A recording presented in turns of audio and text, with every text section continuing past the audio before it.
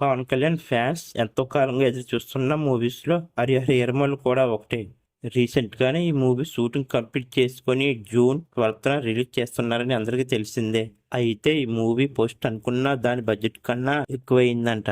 First ఈ మూవీకి 150 కోట్లు అనుకున్నారంట. కానీ చాలా ఇయర్స్ మూవీ సెట్స్ మీద ఉండడం వల్ల 200 కోట్లు పైగా ఖర్చు అయిందంట.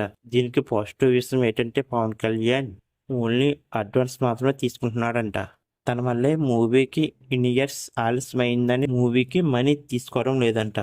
ఫస్ట్ ఈ మూవీని క్రిష్ డైరెక్ట్ చేశాడు. కానీ కొన్ని కారణాల వల్ల మధ్యలో నుంచి తప్పుకున్నాడు. తర్వాత జ్యోతి కృష్ణ అనే డైరెక్టర్ డైరెక్ట్ చేశాడు. ఇది పవన్ కళ్యాణ్ లైఫ్లోనే మొదటి పాన్ ఇండియా మూవీ అవడం వల్ల అంచనాలు చాలా ఉన్నాయి. దానికి తోడు పవన్ కళ్యాణ్ డిప్యూటీ సీఎం అయిన తర్వాత వస్తున్న మొదటి మూవీ కూడా. చూడాలి ఈ హరిహర వీరమల్లు బాక్స్ ఆఫీస్ వద్ద ఎలాంటి రికార్డ్స్ క్రియేట్ చేస్తుందని.